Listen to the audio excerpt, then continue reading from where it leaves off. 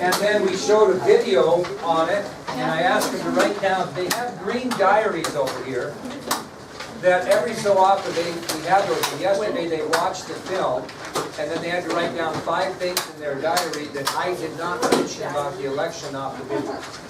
So we're going to kind of go through this. So let's see how much we listen. All right, now, I didn't tell you this, but I want to see if you pick this up. So Gracie, I'll ask you first. During that election of 1948, we know that New York Governor Thomas Dewey got the nomination. But do you remember in the video, and if you don't, it doesn't mean you're going to flunk out. But did he have a challenger at the Republican convention? Yeah. Do you remember who it was? Can you even give me a last name? He was a son to a previous president, wasn't he? Yeah, what? Go ahead. Taft. Robert Taft, very good. And Robert, go ahead. Okay. Robert Taft was a senator from Ohio. And just to give you a little extra information, he was the leader of the Republican Senate, and he actually had the nickname of Mr. Republican among his peers. Yeah. You don't have the ID sheet? Wasn't it on your desk? Oh, God. Okay, here's your packet, my man, right here. Here you go. Anyway, he had the title of Mr. Republican. He was the son of President William Howard Taft. And when the dust cleared, remember they said they were polar opposites. Matter of fact, if you looked in the video, it said they spent most of their time trying to, quote, piss each other off, is what was said in the video. Well, when the dust cleared, Dewey won the nomination of his party, and he picked California Governor Earl Warren as his running mate. And I mentioned yesterday that Earl Warren will become Chief Justice of the Supreme Court and will head up the Warren Commission, which is going to end up investigating the assassination of President Kennedy. Yeah. So Taft was so well liked with the party, why did he not get the nomination? You know, I think they thought they had a better chance to win with Dewey. Honestly, that's what they did. Had a better chance to win. He was, and here's the thing too. It's a good question, because sometimes, I'll tell you a story of my life. I was an assistant principal in a school when I was like 29 years old, and the next year a principal job came open, and I really wanted that principal job. It was in Idaho, and I went and talked to the superintendent. It was a very nice man, and he said to me, he says, you know, you deserve and you're good enough to be the principal, but he said, I can't afford to take you out of the assistant principal job because we haven't had any consistency in there, and your time will come.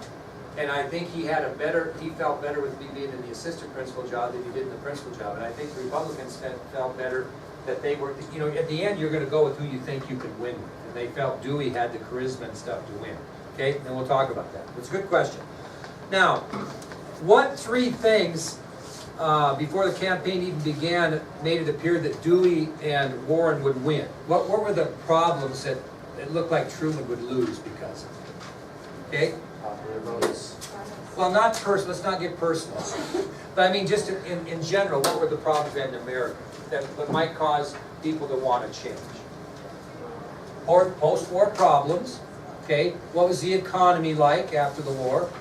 Bad. And then the fact that we had a Republican-controlled Congress that would not pass any of Truman's legislation. So because of post-war problems and because of the poor economy and because of the fact that we had a Republican-controlled Congress that wasn't willing to work with a Democratic president, things looked bad for the Democrats, okay? Now, we've been through this before. The Democratic Party was split. We told you this. Truman had a majority of Democratic support, but very few of his supporters thought he would win. Southern Democrats were very unhappy, especially with the civil rights issue, right, that was brought up at the convention. And they formed the States' Rights Party and supported Governor J. Strom Thurmond for the presidency. And then former Vice President Henry Wallace, that was the Vice President under Roosevelt's 3rd term, he formed his own party called the Progressive Party and had supporters. But was there any doubt, really, when you watched the video, was there a lot of doubt that Truman was going to get the nomination? Not a lot of doubt. The problem was nobody thought the Democrats would win because of the split. Now, it really got bad, and I hope you picked this up because we're going to talk about this guy later too. A Democratic senator by the name of Hubert H. Humphrey of Minnesota addressed the convention, and he stated how the Democratic Party needed to support a civil rights platform. And where did that not go over real well? In the South. Matter of fact, Southern Democrats that were there to be delegates stormed out of the convention, just left.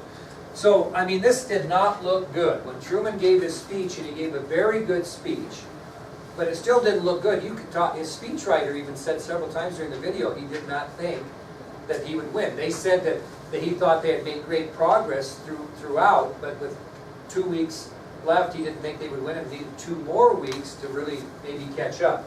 Well, how did Thomas Dewey campaign? You remember that? Would you say was conservative in his approach? Spoke a bunch. Okay, so, well, give me an example of why he was conservative in his approach. What did he do? He kept saying stuff like, we're gonna bring peace, and he kept saying a bunch of stuff that... Well, he was very consistent, wasn't he? He wasn't going to say anything that he thought might, you know, make his campaign go bad. Instead, he used modern technology. You know, he created kind of what I would call a feel-good film about his life. They were putting him out in movie theaters across the country. He stayed consistent, like Will said. His speeches and routines were kind of the same. He was very cautious. Why was he so cautious?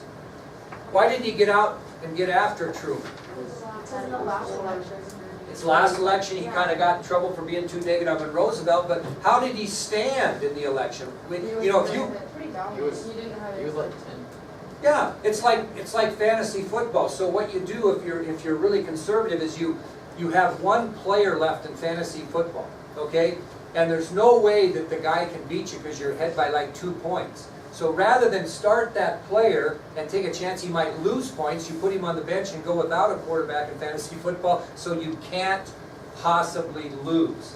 Well, that's where Dewey was. He didn't think he could possibly lose, so he's going to be conservative. He was going to make a feel-good film about his life so people knew about him.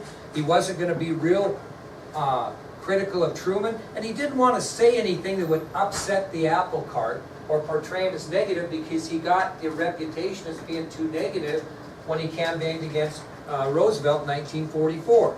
Now, Truman had kind of a different approach. What was his main concentration? Anybody remember? What did he campaign on almost the whole election? Remember, Hannah? The Congress. Yeah, he hammered on the Republican Congress because they would not pass any legislation to help the economy. He even called the Congress back into session to prove to people they wouldn't do anything. And did they do anything? 11 days they were in session, never passed one piece of legislation. So it was weird because Truman really didn't campaign against Dewey. He campaigned against the Republican-controlled Congress and said, if you elect this Dewey guy, you're going to get a Republican Congress that does nothing except for block my legislation. And it really worked pretty well. Now, he did get kind of nasty at the end, didn't he, Cody? What did he do at the end, Truman? Remember? He got a little nasty, Truman did, towards Dewey. He made an accusation. Remember what that was? Bailey, go ahead. Oh, he compared Dewey's like backers and followers to Hitler's. Backers and followers. Yeah, he said that, you know, I think his point was they'll just follow him around no matter what. You know what I mean? Well, anyway, that didn't do very well. And so what did Republicans, in a way, think he should do? Fire back. But he got some supporters that he had that were Republicans, and he talked to his family, and they told him to act presidential. Don't get in a fight with the skunk, okay? And so he didn't slap back at Truman's accusations, and some people think that might have cost him. So Truman started to make serious ground on Dewey late in the campaign, but even his advisors were still doubtful. They thought they needed a couple more weeks, right? So the media was kind of like you have this election here. Trump thinks that the media is on whose side? Hillary's. Well, he felt that the media was really against him as well. Matter of fact, they polled the top 50, did they say, media personnel in the country, and every one of them said that Dewey would win this election. So the Chicago Tribune got a little excited. They didn't wait for the Western returns, and they even published on the front page of the newspaper, Dewey defeats Truman. And this certainly wasn't the case. We talked about the popular vote, 49% to 45%. And really, Truman crushed him in the Electoral College, 303 to 189. So that's where we're at on this deal. And Truman now has been elected to his own term. So he's going to have his own administration, which is going to be called what? The Fair Deal. Well, that's where we'll start today. Okay? So we'll talk about the Fair Deal. What was Roosevelt's administration called? The New Deal. Okay? We'll get to that. Okay? Then we have the Fair Deal. Okay, then we're going to get into Eisenhower. His administration is going to be called Modern Republicanism. Then we're going to get into Kennedy, and his is going to be called the New Frontier. Then we're going to get into Johnson. His is going to be called the Great Society. So people started naming their administrations. You don't hear it as much anymore, but they did at that time.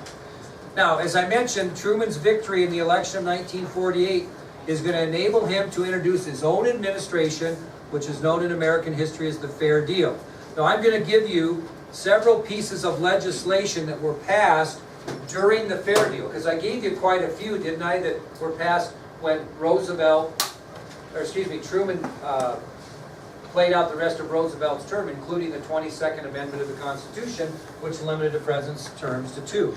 But here are some things that were passed through Congress, because what type of Congress do we have now after this big election?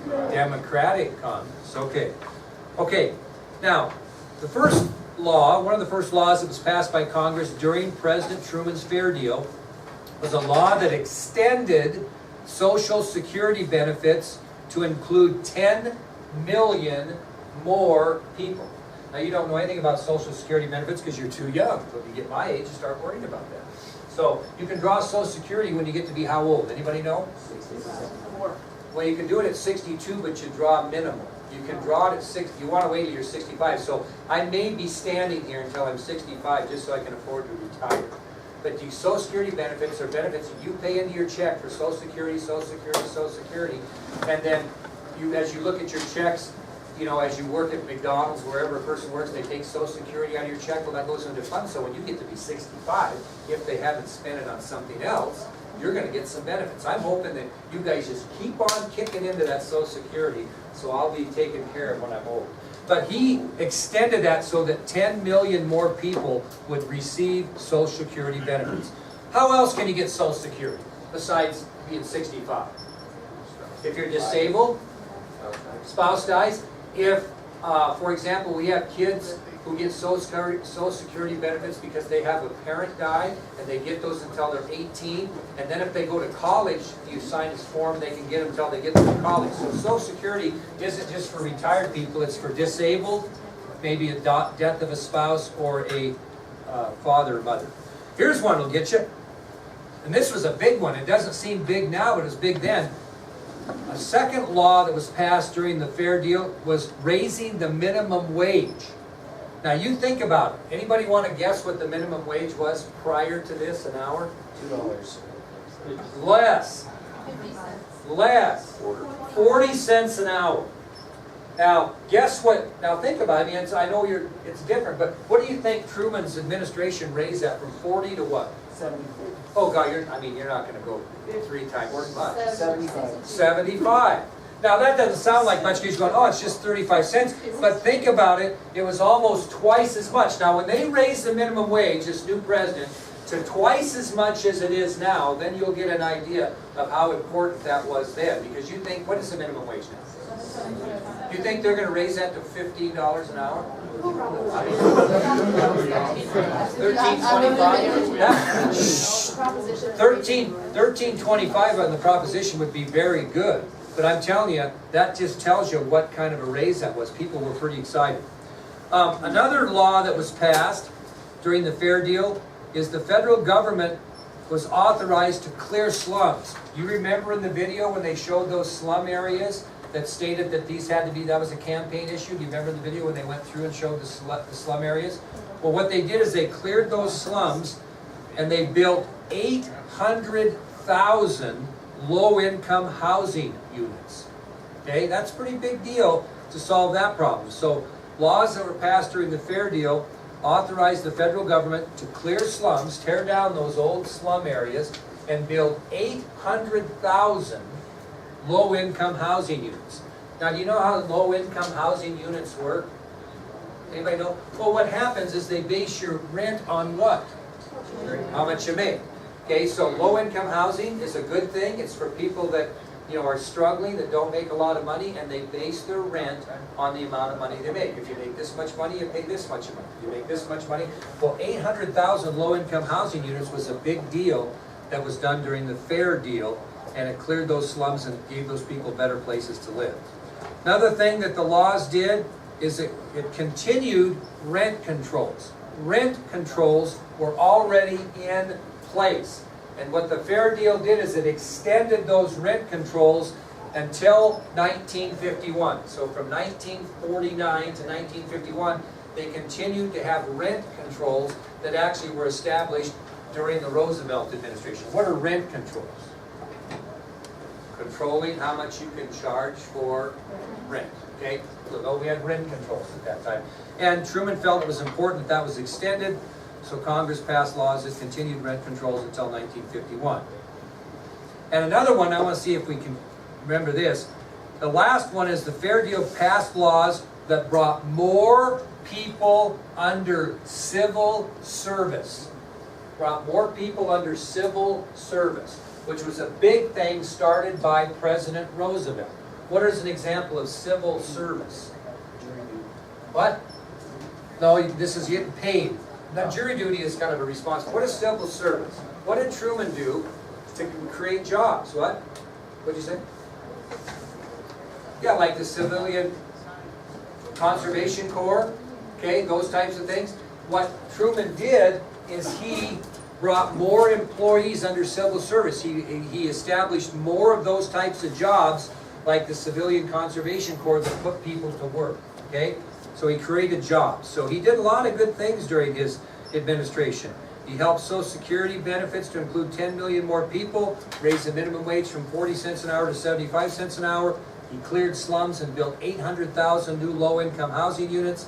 He continued to control rent that could be charged for another 2 years, and he brought more employees jobs under civil service. Did a really nice job, okay? So that's some things he did. But we did have a concern in our country during that time, and that's our next subtopic, which is internal security within the federal government and the growing concern about communism, okay? Growing concern about communism. Now, if you have an internal security concern within the federal government, what are you worried about? What are you worried about? Nick? What are you worried about? That are doing things they shouldn't. That usually dealt with what, since it's in the subtopic? Communism, okay? So during this time in our history, there were serious security concerns within the federal government.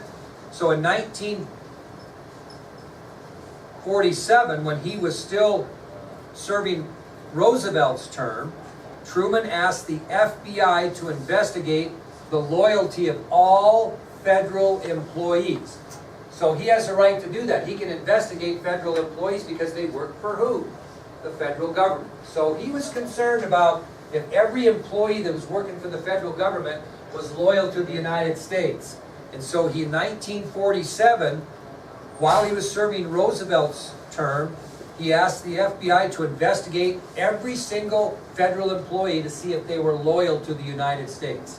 And that investigation went between 1947 and 1951. It took that long, okay, to investigate more than 3 million federal employees. That's what we had working for us, approximately 3 million federal employees.